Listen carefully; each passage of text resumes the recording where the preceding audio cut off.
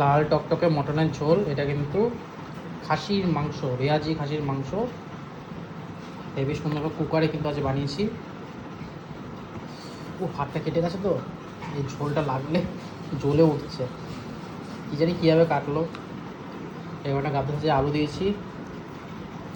রেয়াজি মাংস দেখলে কিন্তু বোঝা যায় সব মাংসে কিন্তু রেয়াজি লেগে থাকে, এই যে যেরকম সব মাংসে রেয়াজি লেগে থাকে। আর যেগুলো দেশি খাসি হয় না, সেগুলোতে এরকম রেয়াজি মানে চর্বি লেগে থাকে না। আমার মতে ওগুলোই বেশি, মানে খেলে ওগুলো খাওয়াই ভালো। আজ যেহেতু যাইনি অত দূরে, সেই জন্য আজকে লোকাল থেকে এনেছি। আর এর খাসির মাংসটা বেশ সুন্দর হয়, এর মাটনের কোয়ালিটি কিন্তু দারুণ, সেই জন্য এখান থেকে নিয়ে আসলাম। আর যেটা কল্যাণী থেকে নিয়ে আসি সেটা হচ্ছে কচি পাঠা। দেখি ঝোল টোলের টেস্ট কেমন কী হয়েছে, খেলে বুঝতে পারবো। অপূর্ব হয়েছে, তেল নুন ঝাল একদম দারুণ হয়েছে, বিয়েবাড়ির মতো স্বাদ এসেছে। কুকারে করলে এই স্বাদটা আসে আর বেশ ভালো লাগে খেতে। তো চর্বি দিয়ে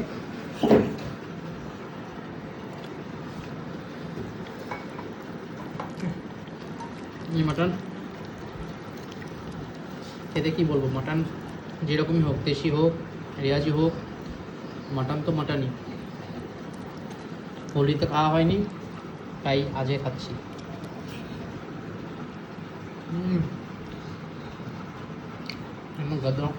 গাবদা মাটনের পিস, একটু পেঁয়াজ দিয়ে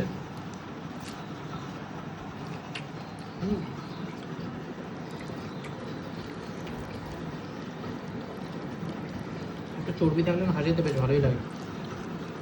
এক সময় এরকম লাগে।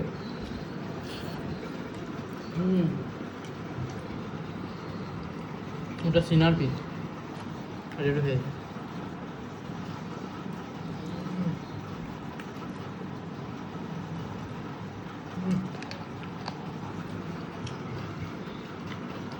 দারুণ ধোকা দিয়ে খাওয়া হলো। এবার একটু তেলাপিয়া মাছের তেল ঝাল দিয়ে খাবো। তেলাপিয়া মাছটা কিন্তু বেশ সুন্দর লাগছে, অনেকদিন পর তেলাপিয়া মাছ খাচ্ছি। এখন এমনি তেলাপিয়া মাছ বেশি পাওয়াও যায় না, এখন সব বাজারে লাইলন টিকা পাওয়া যায়, যেগুলো একটু ছাই ছাই কালারের হয়, পুরো ব্ল্যাক হয় না। তেলাপিয়া মাছটা পুরো ব্ল্যাক হয়, পুরো কালো হয়। এরপর একটু মাছের আলু, একটু মাছ দিয়ে খেয়ে দিই।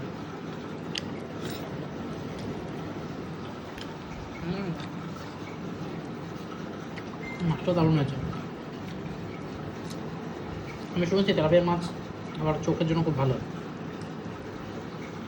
জানি না সত্যি না মিথ্যে, খেতে বেশ ভালো লাগছে।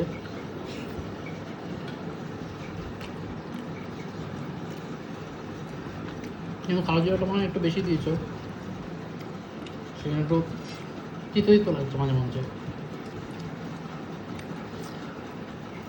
মুখে বেশি পড়ে গেলো তখন লাগছে।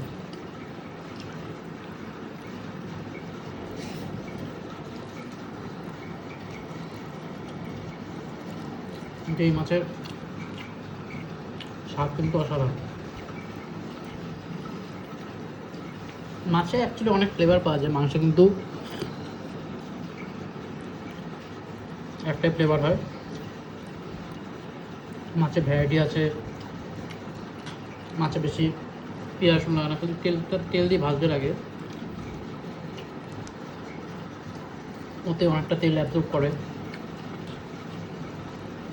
কিন্তু প্রত্যেকটা মাছের না এখন স্বাদ হয়, এর জন্য মাছ খেতে কিন্তু বেশ ভালোই লাগে।